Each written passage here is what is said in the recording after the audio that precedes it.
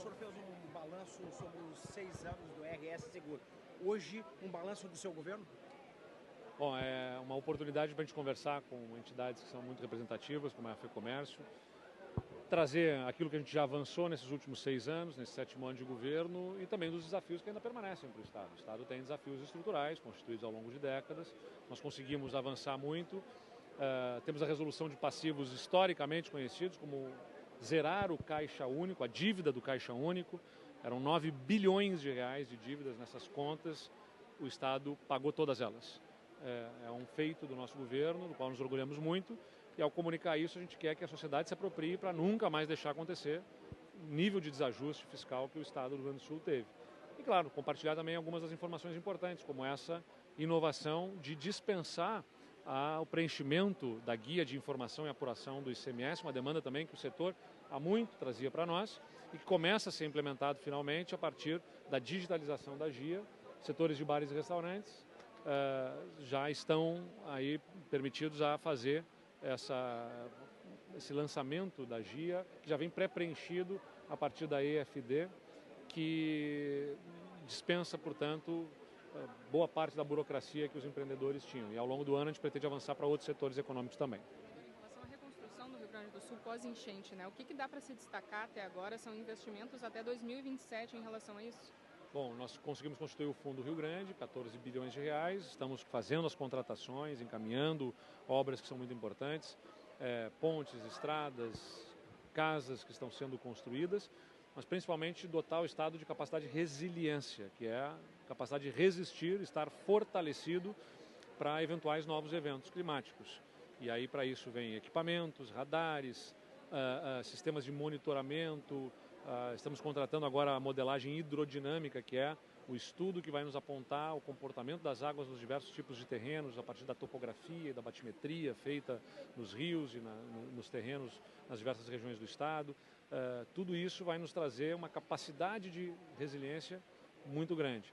E também, claro, né, as obras que virão para a contenção de cheias. Elas são mais complexas porque são maiores, robustas e interferem também no meio ambiente de alguma maneira, mas os estudos estão sendo feitos, atualização de projetos sendo feitos para que a gente possa adotar, por exemplo, Eldorado do Sul, município que foi muito afetado, muito impactado, de todo um sistema de proteção, além dos municípios da região metropolitana e daqueles do Vale do Taquari, para os quais também estamos promovendo estudos. Uma pergunta, né? O senhor disse que tem disposição de disputar a presidência, antes o senhor falou 1 ano e 10 meses. Disputando a presidência ou não, o senhor disputa a eleição em 2026?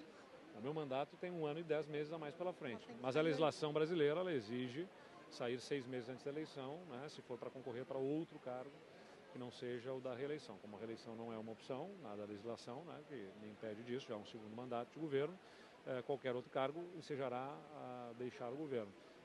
Eu não estou trabalhando nessa perspectiva atualmente, mas, como eu disse, eu vou participar ativamente do processo, discutindo, debatendo e, se for o caso, estando à disposição para a população gaúcha em alguma forma, né?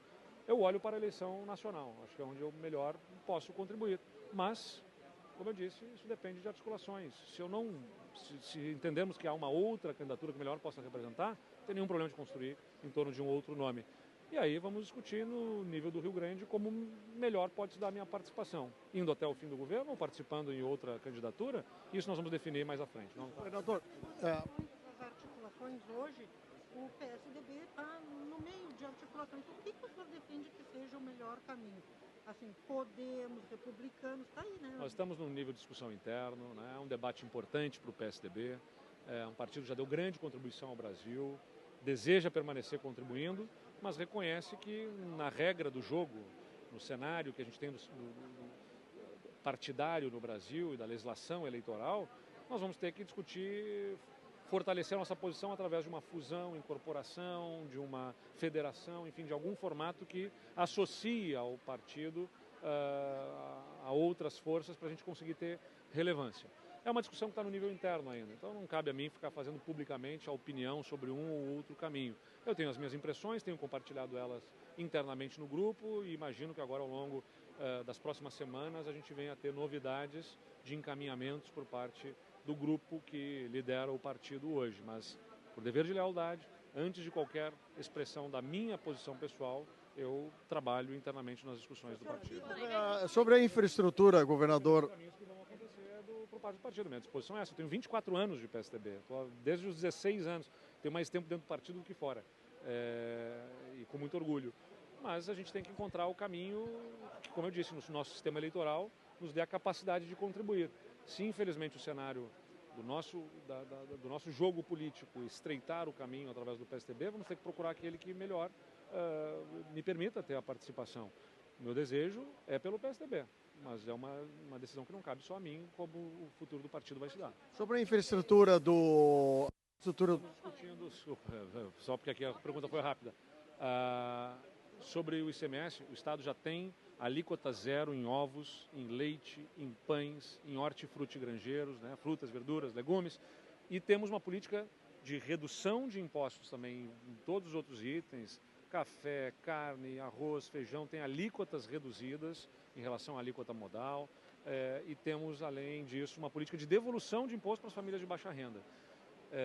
E estamos totalmente abertos para discutir eventuais necessidades de aprimoramento dessa política tributária. Estamos conversando com o setor supermercadista para encontrar os melhores caminhos, mas é importante mencionar, para dar um exemplo apenas, ovos são isentos e nem por isso o preço deixa de subir, porque não é sobre o imposto, é sobre as condições do setor, né, que estão pressionando o preço. Então, não é sobre o imposto, é importante mencionar.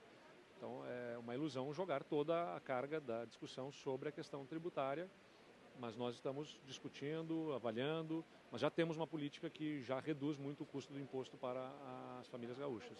Sobre infraestrutura, governador, dois assuntos. Primeiro é a polo de pedágio do Pelotas, que começa uma discussão bastante interessante, e sobre a ligação da RS 350, 290, 116, Encruzilhada Dom Feliciano.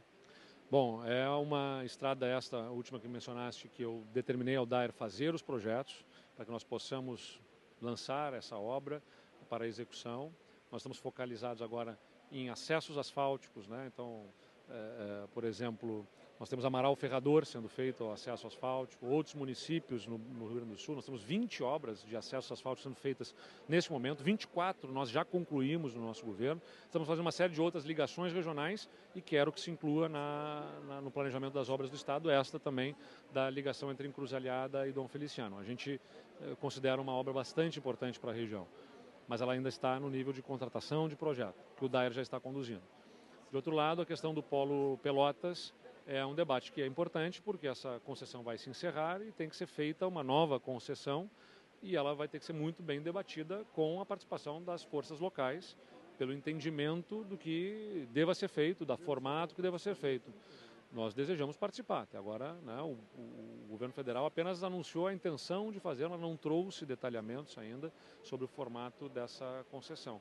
Eu considero que é importante haver a concessão. A questão, acho que todos estão preocupados em que termos, em que condições. Nós confiamos que vão ser percorridas as etapas, como nós estamos fazendo nas nossas concessões estaduais, discussão, audiências públicas, consulta pública, né, e um governo totalmente aberto para discutir o melhor encaminhamento para que a gente tenha as obras com a menor demanda possível em termos de pedágios para a população.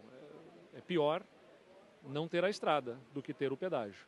Mas tendo o pedágio, ele tem que ter a modicidade da tarifa e serem viabilizadas as obras que são mais relevantes no tempo certo, e isso envolve muita discussão com a comunidade. Isso vai ter que acontecer também no Polo Pelotas. Tá bem, obrigada, pessoal.